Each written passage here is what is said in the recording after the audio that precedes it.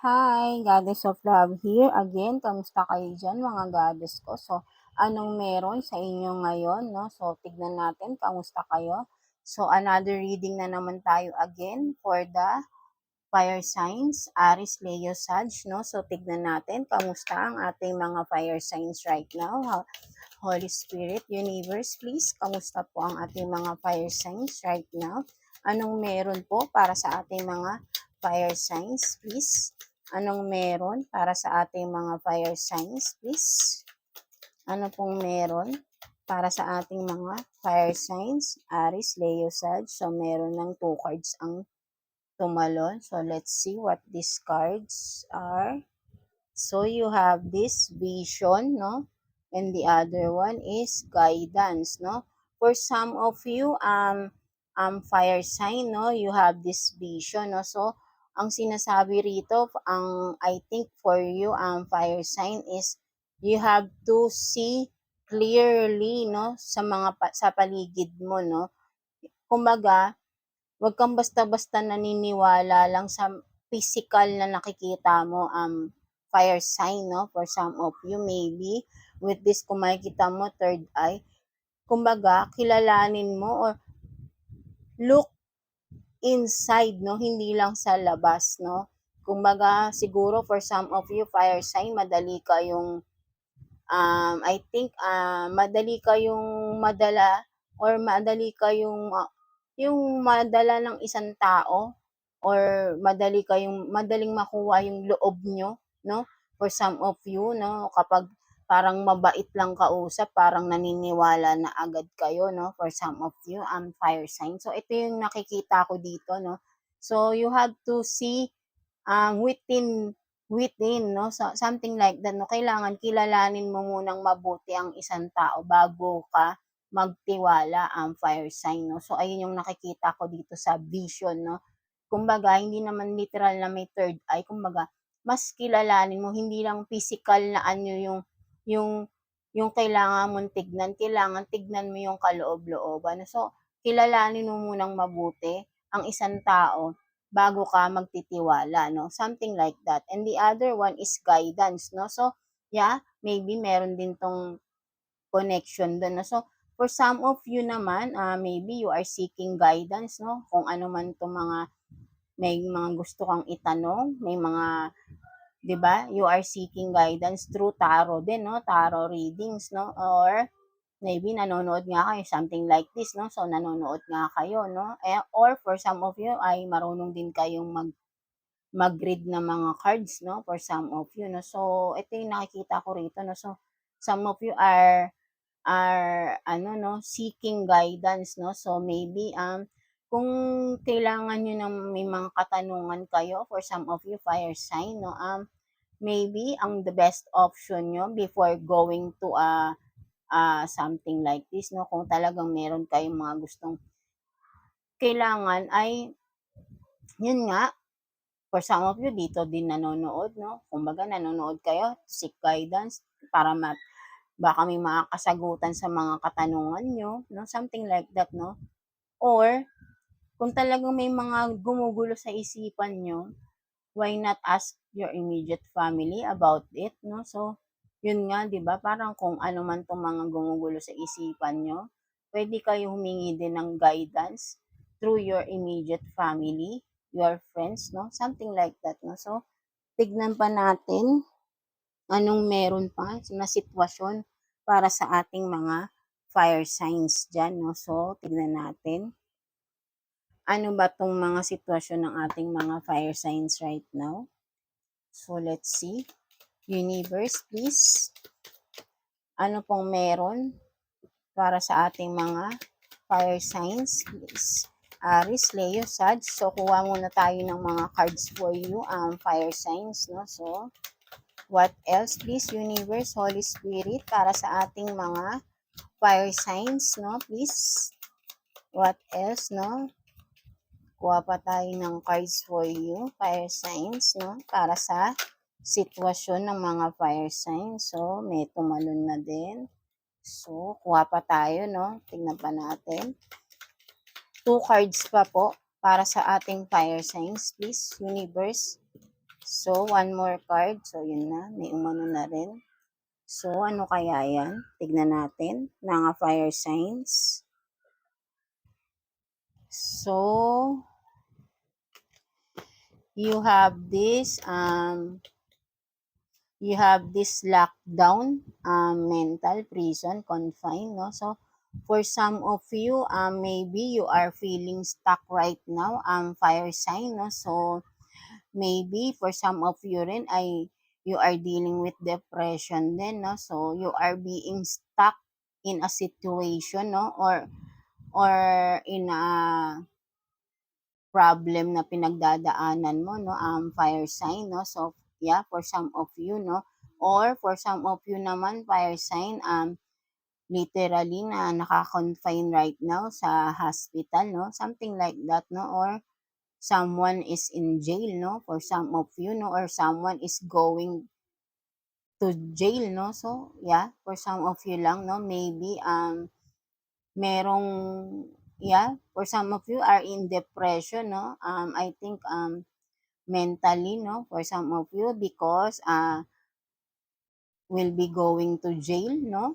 Or will be going to a mental institution, no? Being to be locked down, no? For some of you, fire sign, no? So that's what I see here with this card, no? So I don't know if who is this person, no? Maybe someone you know, no? So let's see what else na nakuha natin. So you have this escapade vacation, no? So for some of you, fire sign, maybe you are going in a vacation, no? Going some adventures, no? And then yeah, getting away, um kumbaga, being away from a toxic situation, no? Being relaxed, no? Somewhere na you are free, no? Something like that, no? So tignan pa natin, ano pa. And then, you have this nightlight, gamble, take a risk, no? Vegas. So, let's see, tignan natin, ano pa ba itong iba? Twin flames, the one mirrored souls, no? You have this twin flame. And the last one is settlement, agreement, compromise, no? So yeah, no? I think, this one um will be or being locked down, no? Maybe this is a different person na, fire sign. I don't know if this is you or someone, no? Or not, but then ang nakikita ko kasi rito, no? So maybe you are this, pwede rin na this is you, fire sign, no? You are feeling stuck, no, with a situation right now, and you want to escape, no, with that, lockdown, no, or with that, ano man pwede nating sabihin, yung itong you are being trapped, no, in a situation, and then you want to escape, no? So maybe for some of you, ito na nga, no, you escape na, no, from that, I think a toxic situation, no? So and then, kumbaga, you are taking risk kasi, no, kasi you are escaping, 'di ba? You are escaping, and at the same time, while escaping, you are taking the risk, no? You are taking the risk because you are escaping from a situation, no? So parang bahala na kung anong mangyari, something like that, basta gusto kong umalis dito, something like that, no? And then with this twin flame, maybe, some of you are dealing with a twin flame, no? Kung ano man, soulmate, twin flame, no? For some of you. And then, maybe, you will having this settlement agreement, no? I don't know kung ano ito, parang medyo magulo yung, but then, yeah, no? Basta ang nakikita ko dito, ang mga fire sign is someone is in a toxic situation who wants to escape, no? Who wants to take the risk to escape, no? So I don't know kung ito ay may kinalaman sa twin flame, no? Or maybe someone is want to escape from a toxic situation, something like that, to go towards with another person, no? Something like that, no? Gusto niyang pumunta sa ibang person, no? Parang may gusto siyang puntahan, no? Parang gusto niyang tumakas dito sa isang toxic situation para pumunta kung kanino man, no? Something like that, no? So, take what's resonate lang, no? So, for some of you, maybe with this twin flame, no? Whoever it is, soulmate, twin flame, no?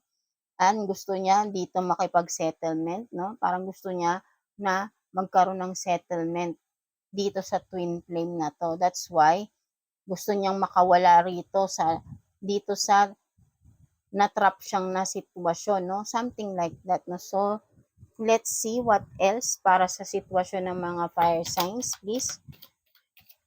Universe, please. Madami masyado. What else para sa ating mga fire signs? Aries, Leo, Sag. Kuha tayo ng mga cards muna for you, no? Fire signs, no? So, tignan pa natin. Please, Universe, Holy Spirit. So, ano to? One more card na lang po. One more card, please. Universe, please. Universe, please. Holy Spirit, please. What else? What else, please? So, dalawang card ang lumabas, no? So, tignan natin yan.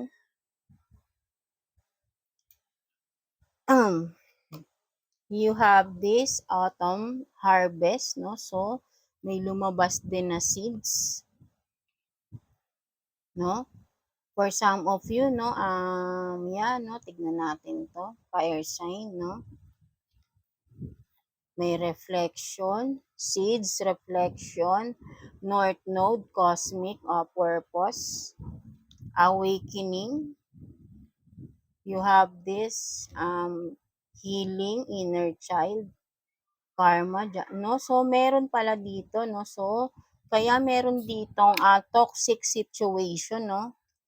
Someone has awakened from the toxic situation, kaya gusto niyang makaalis, no? Something like that, no? So maybe for some of you fire sign ay nangyayari to or nangyari na sa past, no? Someone you are in a toxic relationship, no? For some of you fire sign, no? So yeah, someone escape, no? Someone ay umalis sa toxic na sitwasyon na to, no? And you are in a healing process, no? Kung sino man tong na-awaken na ito ay right now nasa healing process siya, no? So for some of you, no? So or maybe yeah, kung kayo man itong nasa toxic relationship who wants to escape, no? So right now dahil na-awaken na kayo, no? So, nalaman nyo na yung sitwasyon nyo na very toxic pala itong relationship na to. That's why you have been awakened, no? So, right now you are in a healing process, no? So, but then you are still trapped, no? But then you have this, um, inner knowing, no? You have this, you are aware na yung sa totoong status ng inyong relasyon, no, fire sign. So, take what's resonate. So, for some of you, because you are awakened na, no, so, mas marami na kayong nalalaman, no, mas napapag-aral, kumbaga mas nakatuon na kayo sa sarili nyo, no, you are wanting to escape, to do your purpose in life, no, parang sabi nyo kasi, ayoko na dito, gusto ko naman magkaroon ng pagbabago sa buhay ko, no? Something like that, no? So, with this reflection naman and projection, no? Pinagbabalik tanaw kayo sa nakaraan, no? Na ayaw nyo nang maulit muli, no? For some of you, because you are going towards na with your purpose in life na, no? So, for some of you, fire sign, no? Because, soon, kung ano man yung hinahangad yung justice for you dahil sa isang sitwasyon na toxic, no? soon justice will be served, no? Karma will be served, no? It will be balanced na, no? Kumbaga, once na ito na ay nangyari na tong justice na to, 'di ba? Etong seeds mo na ito na itinanim mo before fire sign, soon you will harvest it na, no? So, for some of you, kung nawalan kayo ng meron pa palang cards dito na nahulog, no? So, meron pa pala dito, no? Action, no? So, yan, no? Meron ditong action.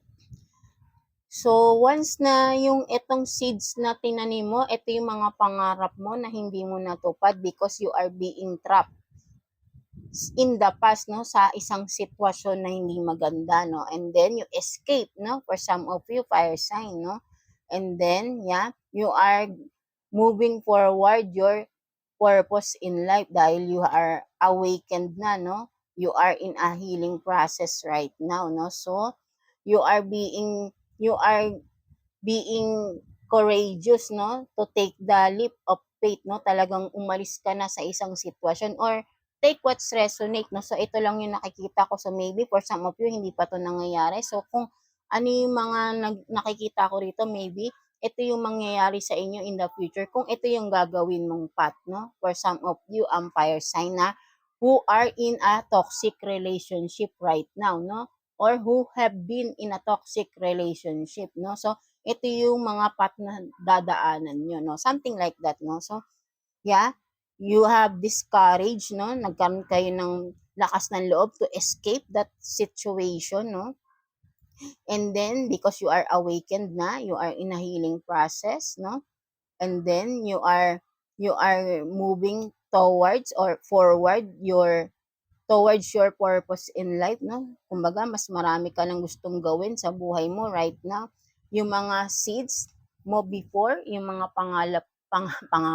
pangarap mo before, fire sign is gusto mo na ulit i-pursue, no? So, that's a good thing, no? So yun na, no? So, you are taking actions na, no? Towards new beginnings sa iyong buhay, no? Right now.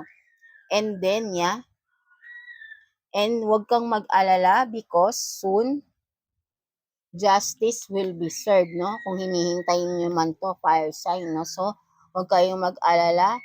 Justice will be served soon. And of course, kung ano man itong mga pinaghirapan nyo o kung ano man itong mga dreams nyo, ay soon, marireceive nyo din, no?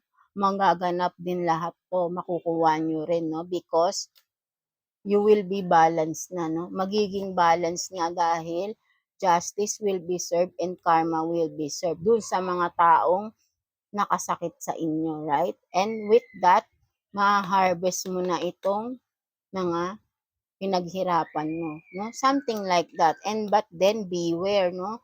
Someone is spying on you, watching you, no? Fire sign, no? So, maybe itong person na iniwanan nyo ay spying on you, no? So, be careful, no? Kumbaga, may nagmamasid sa bawat kilos nyo. Kaya kailangan huwag kayong masyadong maingay sa mga plano nyo sa buhay para hindi masabotahin ng ibang tao, right? No? So, tahimik lang kayo kung ano man itong mga pangarap na ginagawa nyo ngayon na gusto nyo maabot right now. So, kasi ito na, sinisimulan nyo na, no? And soon, wag din kayong mag-alala dahil sa universe, lahat ng pinaghirapan nyo, lahat ng paghihirap nyo, lahat ng pasakit na ibinigay sa inyo ng ibang tao before, karma will be served, justice will be served, huwag kayong mag-alala. At ngayon, mag-focus ka sa sarili mo, fire sign, no? Huwag kang matakot, huwag kang magpadala sa mga tao sa paligid mo. Focus on your goal, focus on your purpose in life, no? Purpose in your life, yeah, in your dreams, no? Focus on your dreams, no? And soon you will harvest it, no? Surely, no, magiging makukuha mo rin to, no, because this is your time na, no, kasi nakaalis ka na sa toxic relationship na fire sign. So, maganda yon, no. So, tignan na lang natin, anong advice for you or message for you ni universe, no, ni God for you, fire sign regarding your situation right na, no. So, tignan natin, message or advice. So, may tumalon. So, ano yan? message or advice from the universe, no, for you, fire signs. So you have this snow angel. What is this? The signs are with you already. So, sinasabi dito ni universe na you have all the tools na, no, fire sign, no? Kayang-kaya mo na tong malagpasan tong mga pagsubok na ito. Basta magtiyaga ka lang sa sarili mo, no? So, nasabi, the signs are with you already, no? So, ang nakikita ko rito, lahat ng kailangan mo ay nasa sayo na. 'Di ba? Lahat ng hinahanap mo ay nasa sayo na. Kailangan mo na lang 'tong gamitin ng maayos, 'di ba? Gamitin mo na, gawin mo na towards your new beginning, towards your purpose in life, towards your dreams, your goals, at soon magiging victorious ka, magiging successful ka, whatever it is na ginagawa mo ngayon, no? So, continue lang sinasabi sa'yo ni universe, ni God, because they are with you, no? So, wag kang mag-alala, makikita mo rito kahit na ngayon ay parang you are in healing process pa, right, no? So, medyo parang dark ka pa, medyo cloud, but then tingnan mo yung paligid mo, maliwanag na. Meaning, si universe, si God ay ginagabayan ka. They are with you, your guides, right, no? They are they're guiding you towards your new beginning hanggang maging successful ka, fire sign, no? So, dire-diretso mo lang yan, fire sign, no? So, yeah, that's it for you, fire sign, no? I hope may naka-resonate dito, mga fire sign, no? So, maganda yung naging kilos nyo, no? For some of you, kung ganito, kung lalakasan nyo lang ang loob nyo, no? So, yeah, that's it for you, fire sign. So, I hope may naka-resonate dito, no? Again, and yeah, pray lang lagi kay God, no? Hingi kayo ng guidance and huwag kayong mawawala ng pag-asa, anumang paghihirap, anumang sakit ang pinagdadaanan natin sa buhay, lilipas at lilipas din yan. Basta maniwala lang kayo sa sarili nyo and of course, kumapit kayo, have this strong faith kay God at hindi niya kayo pababayaan. Iga-guide niya kayo towards the light, no? Towards dun sa maliwanag na buhay, right? No? So, kung ano man pinagdadaanan yung madilim, patungo pa rin kayo sa liwanag basta kapit lang kayo kay God, no? So that's why, no? So yeah, God bless you all, fire sign, and thank you for watching, fire signs.